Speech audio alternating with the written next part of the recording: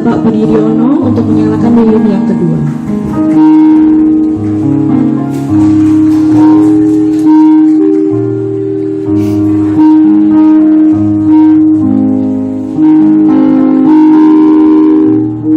Selanjutnya kami undang yang terhormat Bapak Anton Dwi Sujarwono untuk penyalaan lilin yang ketiga.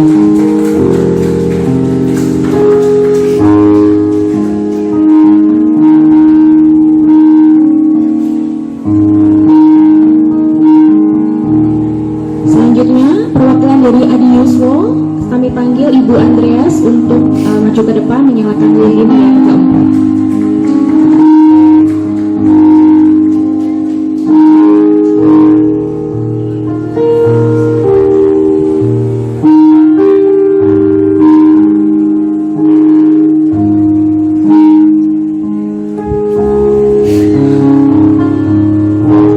Selanjutnya perwakilan dari pemuda, kami panggil saudari Louis untuk menyalakan lilin yang kelima.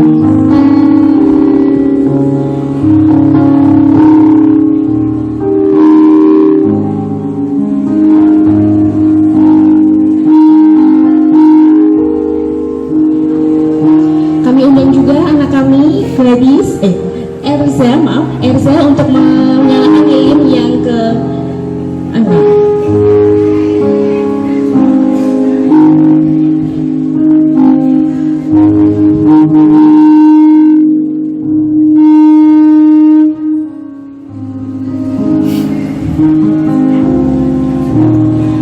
Selanjutnya kami undang dengan hormat Bapak Pendeta Dwi Argo Mursito untuk menyalakan lilin yang terakhir.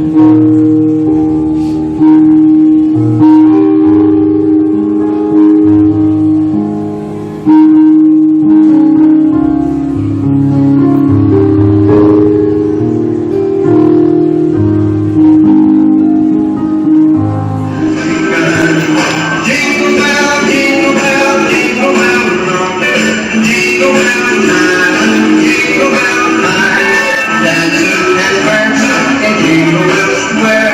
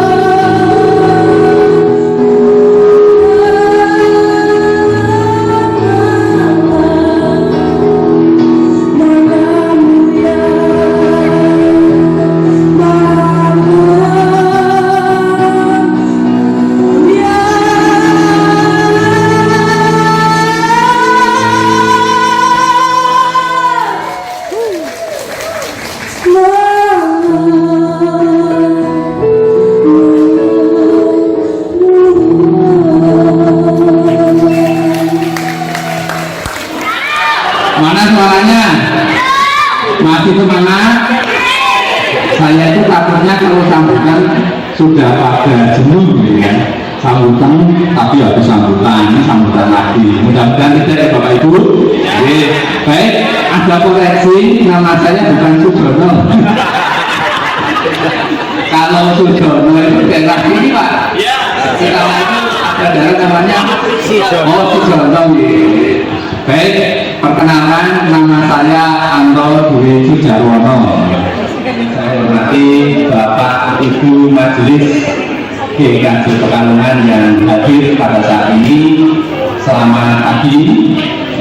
Yang saya hormati pengurus kelompok Eden beserta dengan warga kelompok Eden. Injil Matius pasal yang pertama ayat yang ke-23. Matius 1 ayatnya yang ke-23 saja. Beginilah bunyi firman Tuhan, Matius 1 ayat yang ke-23. Sesungguhnya anak darah itu akan mengandung dan melahirkan seorang anak laki-laki, dan mereka akan menamakan dia Immanuel, yang berarti Allah menyertai kita. Demikian pembacaan firman Tuhan. Diberkatilah kita semua yang mendengar dan memeliharanya di dalam hidup sehari-hari. Ibu bapak, saudara, anak-anak yang terkasih di dalam Tuhan, ada kata yang akan menjadi fokus perhatian kita pada siang hari ini, yaitu Immanuel. Artinya apa Bapak Ibu Saudara? Immanuel, Allah beserta kita. Di sini ada yang namanya Immanuel ya, Mas Noel, Immanuel Fajar, Immanuel lagi. Sinten boleh? Immanuel. Jarang. Ada 3 minimal, saya tahu 3. Mungkin ada yang tidak tersebut. Kok berani-beraninya panjenengan punya nama Immanuel? Nama itu berat sekali ya. Allah beserta kita. Berarti Allah beserta kita. Nek jenengku Immanuel berarti Allah beserta denganku. Kalau namanya Immanuel, hidupnya baik, orangnya baik, terus perilakunya oke, mungkin pantas jenenge Immanuel, Allah beserta. Nah, korupsi kan? Nek jenenge Immanuel kok korupsi. Hidupnya agak gimana gitu ya Pak? Kan malu. Jadi nama Immanuel itu nama yang berat. Jadi kalau Mas Noel, Mas Fajar, Mas Rakil, kira-kira kabutan jeneng diruat namanya, diruat dulu. Allah beserta dengan kita. Tapi mengapa nama itu menjadi nama yang populer di dalam diri orang-orang Kristen?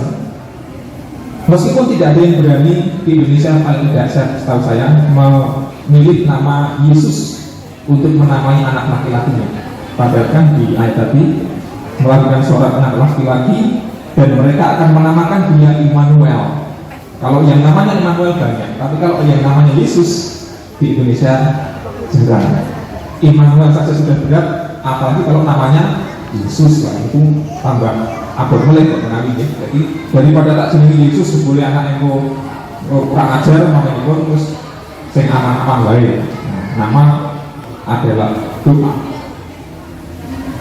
Pertanyaannya adalah, kalau kita menyebut Yesus sebagai Immanuel, Allah beserta dengan kita. Immanuel itu artinya with us, bersama dengan kita. El itu artinya Allah.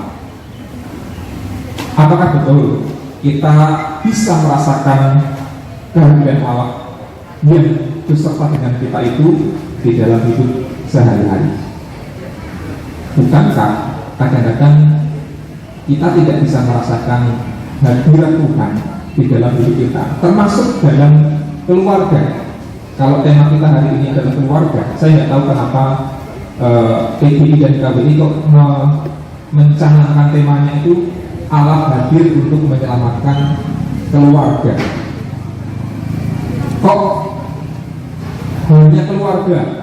Kenapa enggak temanya yang lebih gagah, Allah hadir menyelamatkan bangsa Indonesia, umpamanya gitu ya, kan lebih gimana gitu, lebih gagah, lebih hebat. Atau yang lebih hebat lagi, Allah hadir menyelamatkan manusia sak dunia kabeh. Nah itu kan lebih megah. Kenapa kok PGI dan KBI hanya tanda kutip fokus Allah hadir menyelamatkan keluarga? Apa sudah tidak punya harapan lagi untuk menyelamatkan Indonesia atau menyelamatkan dunia sehingga kemudian temanya hanya sempit? Nah bagi saya, nampaknya PGI dan KBI ingin mengajak umat Kristen untuk kembali merayakan Natal, tidak hanya berfokus pada satu sosok yaitu Yesus Kristus, tetapi bahwa Yesus itu hadir atas berkat jasa sebuah keluarga yaitu Yusuf dan Maria. Dan mereka bukanlah keluarga yang sempurna, bukanlah keluarga yang ideal, bukanlah keluarga yang janjinya sudah siap berkeluarga, wong masih tunangan, terus malaikat mengabari Yusuf bahwa tunangannya mengandung.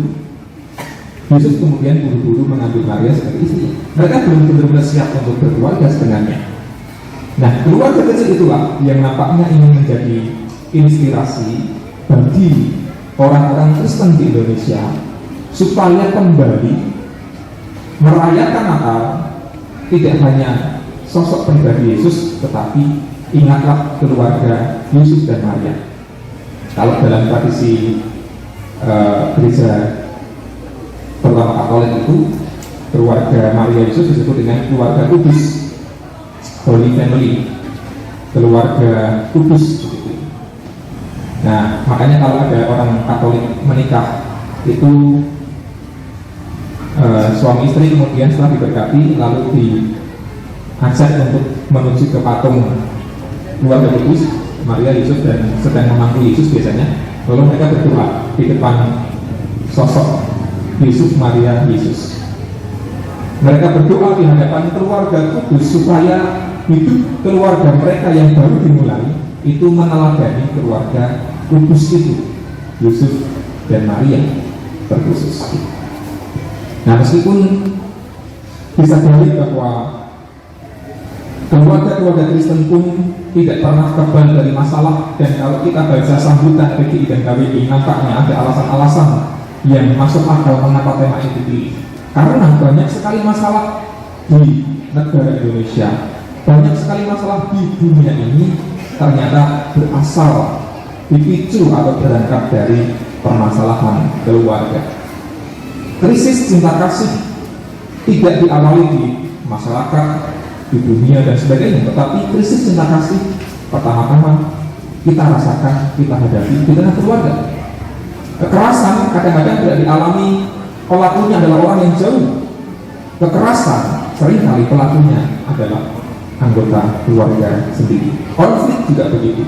Ada masalah yang macam-macam, termasuk masalah ekonomi. Indonesia termasuk pengguna game online yang paling tinggi, terus judi online yang paling tinggi sedunia, termasuk pinjaman online. Kalau Bapak Ibu bahasanya data itu Indonesia semakin meningkat. Artinya krisis ekonomi berdampak pada keluarga, termasuk orang-orang yang keluarga-keluarga yang kemudian harus bermasalah karena pinjol, karena judul dan lain sebagainya. Maka keluarga nampaknya menjadi hal yang penting untuk kembali kita perhatikan. Dan saya mengutip pendapat dari Pendeta Danielis Setiabudi yang merefleksikan kata Immanuel ini dengan 3 istilah teologis. Pendeta Daniel adalah pendeta yang sering ditonton oleh Bu Bekti biasa, dia pengkhotbah yang hebat. Bu Bekti itu bersama khotbahnya Pak Pendeta Daniel ini. Saya ingin merangkum apa yang direfleksikan Pak Daniel dalam 3 istilah. Jadi Immanuel adalah Allah beserta dengan kita, tetapi seringkali manusia tidak bisa merasakan sungguh-sungguh. Ada 3 kemungkinan. Istilah teologisnya tidak usah dihafalkan, tetapi untuk menolong kita saja memetakan apa yang menjadi pergumulan kita seringkali. Yang pertama, ada istilah Deus Cotiosus, artinya adalah Allah yang sudah berhenti berkarya, Allah yang sudah purna. Kalau pakai bahasa gampangnya, Allah yang sudah pensiun. Kalau ditanya, apakah panjenengan percaya Allah hadir dan Allah berkarya dalam hidup saudara?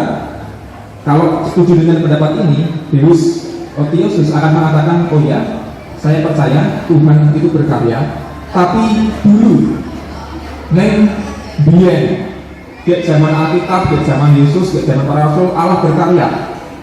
Nek pun bar itu Allah sudah berhenti, Allah sudah purna tugas, Allah sudah pensiun.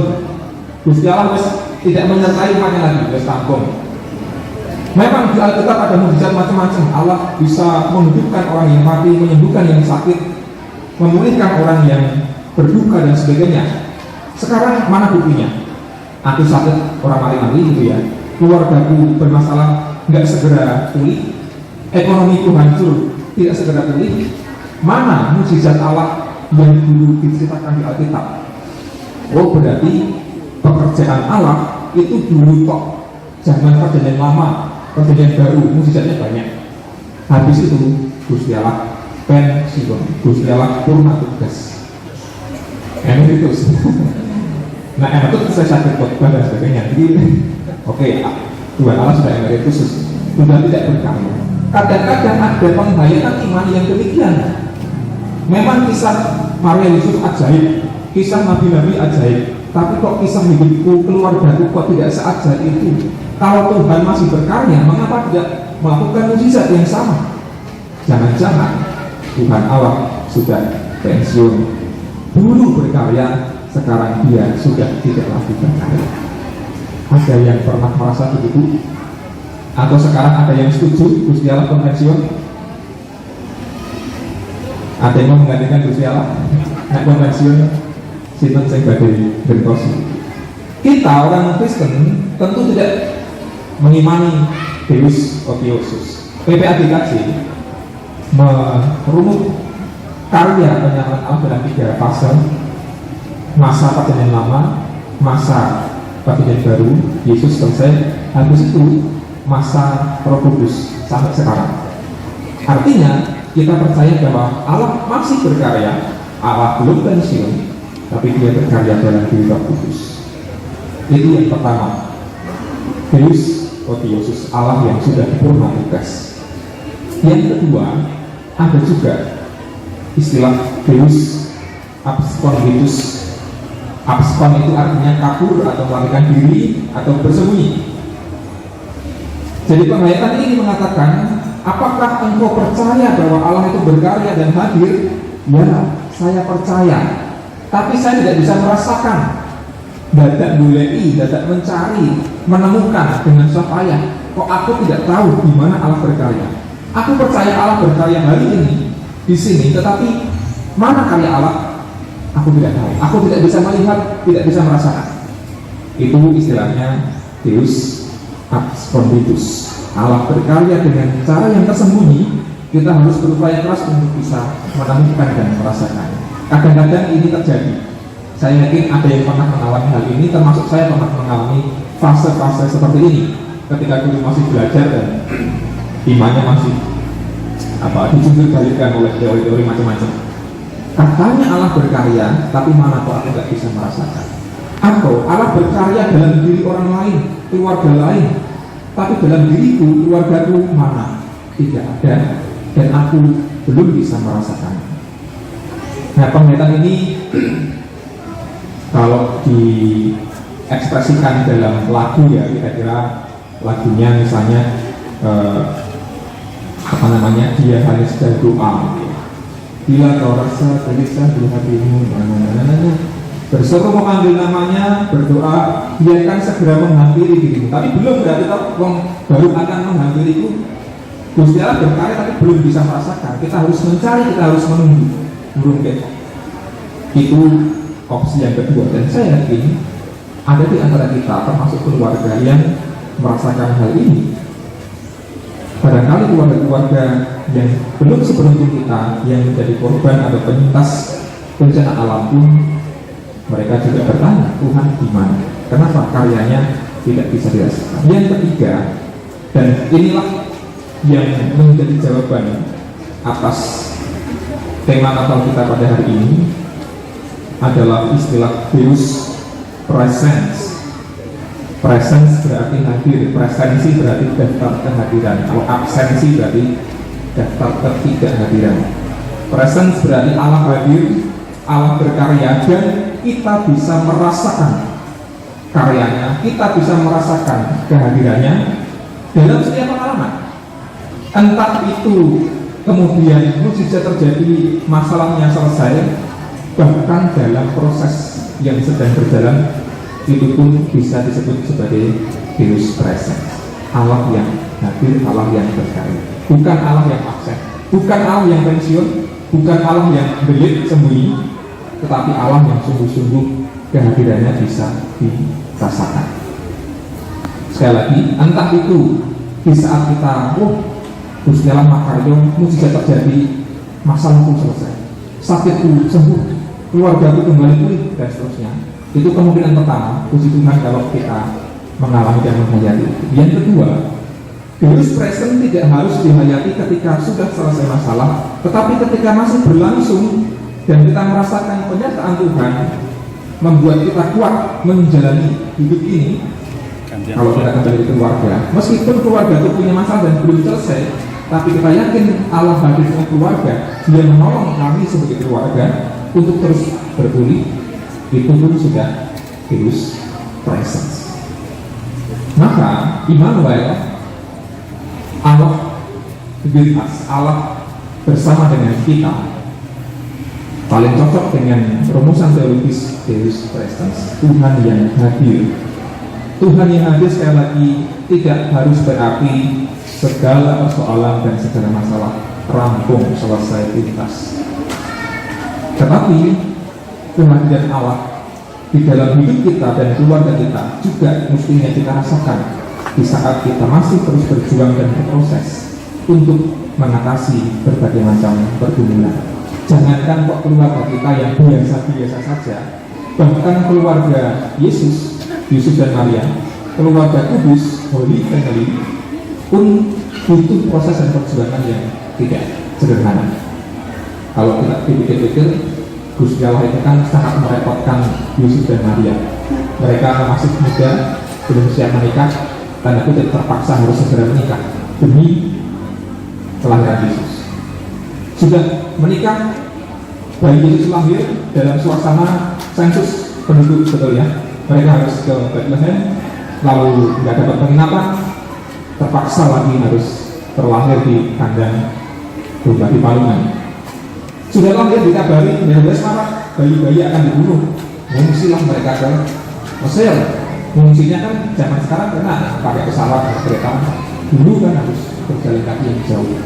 Repot lagi ke Mesir. Dikabari ke Mesir, dikabari ya, ini beberapa minggu yang lalu. Herodes belum mati. Yuk pulang, malaikat gitu ya, pulang lagi. Ada Arkeolus penggantinya kejem juga.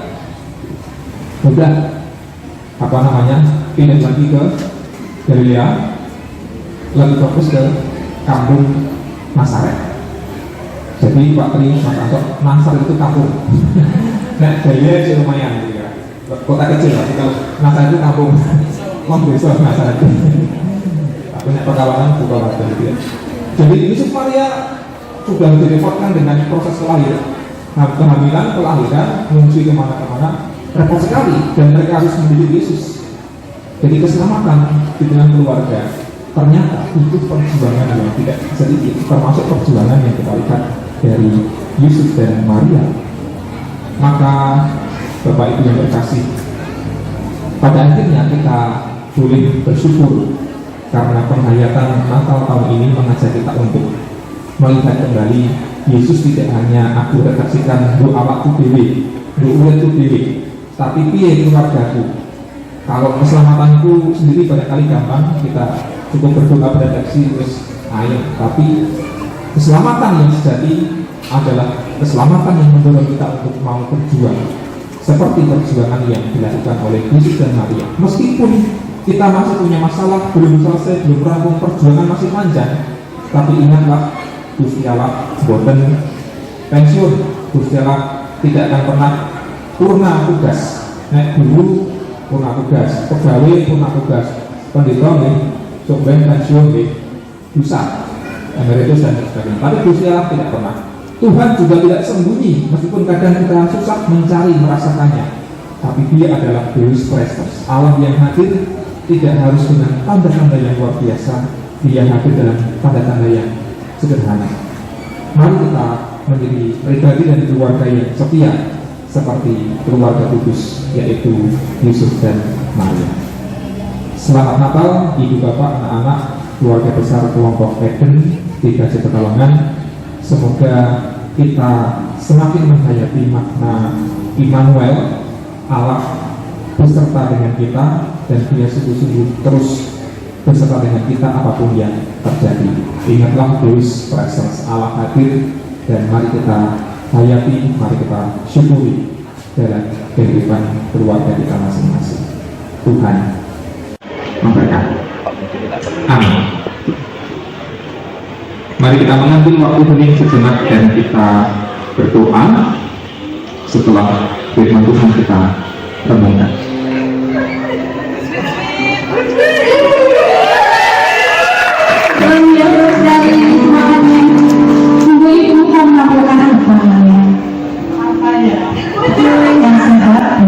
Cucu-cucuku, anak-anakku, dan untuk semuanya.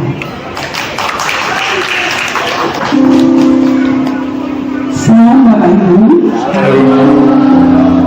cucu-cucuku yang terkasih di dalam Tuhan Yesus, anak-anakku, mana cucu-cucuku tunjuk dari adik angkat tangan, hanya kecil-kecil, baris dulu. Baiklah,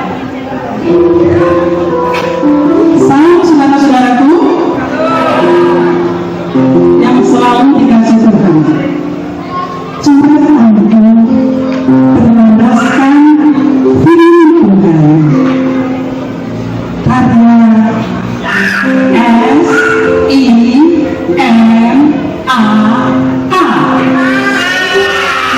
alias mertuanya Henry Sindari.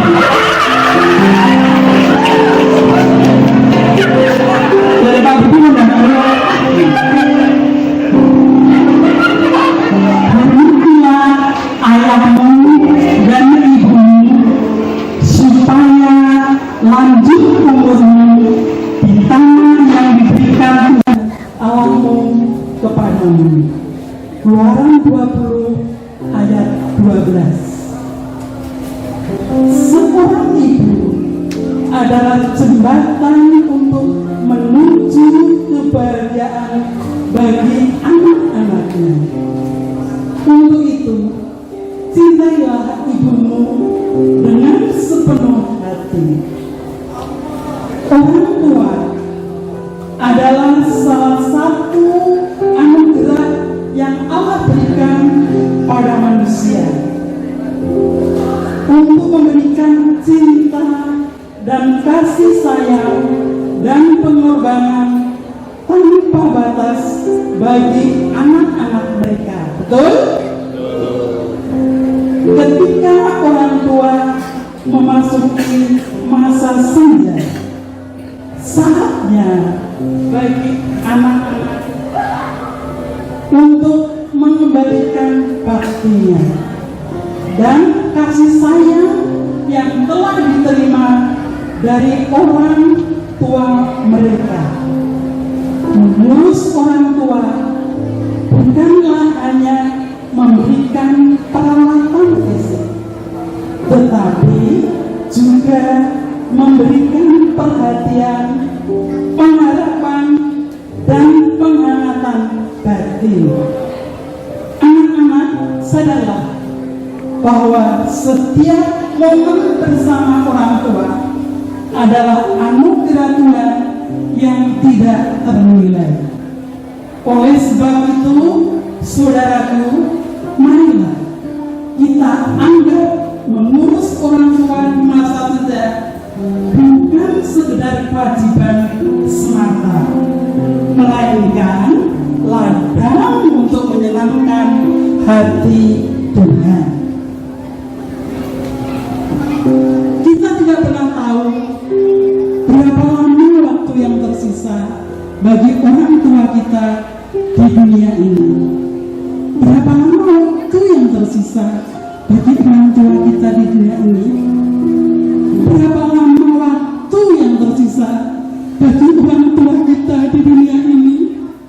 Berapa lama waktu yang tersisa bagi orang tua kita di dunia ini? Oleh karena itu, marilah manfaatkan kesempatan ini dengan baik. Selamat Natal tahun 2025. Selamat tahun baru 2026. Tuhan Yesus memberkati. Stop, belum selesai. Semuanya bangkit berdiri. Ayo kita nyanyikan karena kita sayang semua. Ya sayang ibu, sayang bapak. Kita seperti TK lagi. Satu,